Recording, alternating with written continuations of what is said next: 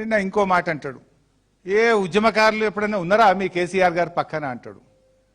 అసలు రేవంత్ రెడ్డి ఉద్యమకారుల మీద తుపాకీ గురిపెట్టి ఎవడరా జై తెలంగాణ అంటాడని నువ్వు ఆ ఉద్యమకారుల గురించి మాట్లాడేది? అసలు ఉద్యమకారులు తెలంగాణ ఉద్యమం గురించి మాట్లాడే నైతికత నీకున్నదా? రాజీనామా చేయవా రేవంత్ రెడ్డి అంటే మేమందరం ఒరిజినల్ ఇచ్చినాం, నువ్వేమో జిరాక్స్ ఇచ్చి తోక ముడిచిపోయినావు. నువ్వు జిరాక్స్ కాగితం, నువ్వు మేము ఒరిజినల్ ఇచ్చి రాజీనామాలు ఆమోదించుకున్న వాళ్ళు, మేము జిరాక్స్ ఇచ్చి తోక ముడిచినోడి నువ్వు.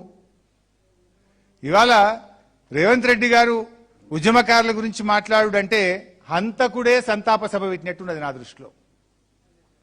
ఒక కోదండరామ్ గారిని అక్కడ పెట్టుకున్నాడు. ఇక ఇప్పుడు ఆ కోదండరామ్ గారు నిరుద్యోగుల గురించి మాట్లాడాడు, విద్యార్థుల గురించి మాట్లాడాడు, ఫీజు రియంబర్స్మెంట్ కనబడది, ఆర్టీసీ కనబడది, ఉద్యోగులు అసలే కనబడరు, ఆయనకు యూనివర్సిటీలు కనబడాయి. నేను అడుగుతున్నా, దేశపతి శ్రీనివాస్ ఉద్యమకారుడు కాదా? మా తమ్ముడు ఎర్రోల సీన్ కాదా? స్వామి గౌడ్ గారు కాదా? మా దేవి ప్రసాద్ అన్న కాదా? మా శ్రీనివాస్ గౌడ్ గారు కాదా ఉద్యమ నాయకుడు? బాల్కసుమన్ ఎవరు? రాకేష్ ఎవరు? గంటా చక్రపాణి ఎవరు? ప్రొఫెసర్ సీతారామరావు ఎవరు? ప్రొఫెసర్ పాపిరెడ్డి ఎవరు? ప్రొఫెసర్ లింబాద్రి ఎవరు? గోరేట్ వెంకన్న ఎవరు? ఇట్లా ఎంతమంది పేర్లు చెప్పాలి నేను? కేసీఆర్ ఒక ఉద్యమకారులను ఎంపీలు చేసిండు, ఒక ఉద్యమకారులను ఎమ్మెల్యేలు చేసిండు, ఉద్యమకారులను మంత్రులు చేసిండు కదా.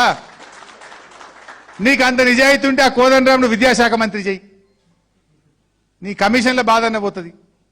నీకు అంత నిజాయితీ ఉంటే కోదండరాం గారిని విద్యాశాఖ మంత్రి చేయి.